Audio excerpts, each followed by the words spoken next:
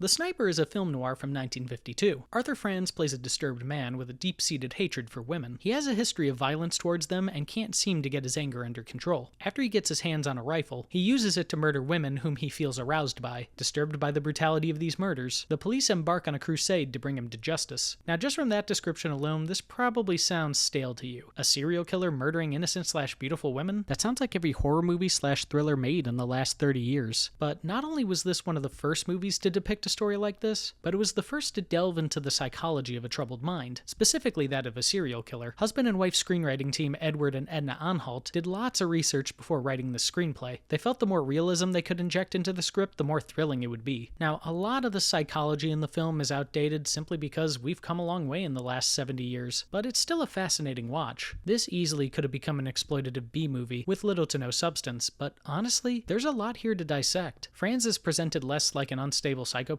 and more like a sad misfit who doesn't know how to handle his impulses. It doesn't excuse him for what he does, but it allows us to have a greater understanding for his actions. He's aware he shouldn't be so hateful and tries to stop himself. He even tries to go about his day with a positive attitude, but every time he does, he faces some sort of rejection, making him slink back into his own private world of hatred. You find yourself rooting for the police not just because you want these violent crimes to stop, but because you know Franz will finally be in the hands of people that can help him. At least, you hope they'll help him. There's actually a scene where the city officials talk about severe punishments once the sniper is caught, but the psychologist on the case, played by Richard Kiley, opts for treatment instead. The tension of the conversation makes for a very interesting scene, but their argument is never resolved. The writers preferred to keep that aspect ambiguous, which I think was a brilliant idea. Films that preach a message tend to age poorly, but since the sniper leaves things open-ended, we're left to decide what the best course of action for Franz is. Now that I think about it, there are lots of aspects to this film that are kept ambiguous. Not to spoil anything, but we never discover why Franz has a hatred for women. There are some subtle clues in Franz's dialogue, but for the most part, it's up to the audience's interpretation. With all this being said, the film is still a noir. The nighttime scenes are a playground of shadows and light. You get a sense of dread every time someone walks down one of these streets. The film was actually shot on location in San Francisco, which gives the film a more documentary quality that makes the story more unsettling. The distinct visual style isn't surprising when you find out it was directed by Edward Dmytryk, who helmed many essential noirs of the 1940s. The Sniper was a bit of a comeback for Dmytryk. He was famously one of the Hollywood 10, a group of 10 men who were suspected of being communists and who refused to name names to Congress. After a brief stint in Europe and jail, Dmytryk recanted his previous act of defiance and named names, restoring his career, and this was his first film back at a major American studio. Many people have speculated that the casting of Adolphe Menjou as the police chief was a test for Dmytryk. Menjou was a staunch anti-communist and was very vocal about his support for HUAC, but apparently the two got along fine, and the result is one of Menjou's best performances. There's an unspoken history to his character. When we first see him, he's telling a reporter to get lost, but not in a volatile or emotional way. It's kind of monotone and almost feels rehearsed. You get a sense that he said this sentence so many times that it's lost all meaning to him. When he takes on the case of the sniper, his hard shell starts to peel away. Although Menjou maintains a stoic presence throughout the entire film, he still conveys a slight worriedness, like he's wondering if they'll be able to catch this guy quick enough. However, with all that being said, Menjou is not the performance I would like to highlight. It's the sniper himself, Arthur Franz. I don't know what it is, but there's something about Franz's face that's perfect for this role. He looks like a dweeb, but when he gets mad, he's able to portray a threatening menace. It's believable when people pick on him, but you do also feel like he's a threat. Anytime that scowl comes over his face, you get uneasy. One of the best parts of the movie is the carnival dunk tank scene. Franz keeps throwing baseballs at a target, which drops a woman into the water. He successfully dunks her over and over again, until he decides to start chucking the baseballs at the cage. Franz doesn't say anything during this scene. His body language tells you all you need to know, and the rage that emanates from him is unsettling. But with that being said, it's not just blind hate for the whole film. Franz is able to bring a vulnerability to these scenes that makes his character complex. Every time he blows up, you never get a sense that he enjoys what he's doing. It's more of a compulsion. It makes scenes where he's grieving alone all the more tragic. You feel bad for him in these moments where he struggles to ask for help. I'm not going to spoil the ending, but I do briefly want to talk about it. That final shot packs a wallop and has always stayed in my mind. To me, Franz gives easily the best performance of his career, and it's a shame no one else gave him another chance to do something this great. Franz was born February 29th, 1920. He developed a love for acting in high school and pursued a Broadway career in the early 1940s, but World War II interrupted his ambitions. He served in the Air Force and the European theater. At one point, his plane was shot down and he was placed in a POW camp, which he later escaped from. After the war, Franz signed with Columbia and found success in mainly supporting roles. Some of his more notable movies include The Caine Mutiny, Sands of Iwo Jima, and the original original Invaders from Mars, but he's probably most famous for playing the title roles in Abbott and Costello Meet the Invisible Man and The Monster on the Campus. The Sniper is one of the few leading roles he was given. His movie career very quickly became a successful TV career, appearing in more famous TV shows than I can keep track of. He retired from acting in the early 80s, and would pass away on June 17th, 2006. He was 86 years old. So if you want to see what's probably the first psychological thriller ever made, or a career best performance from a sidelined actor from the classic era, then I highly recommend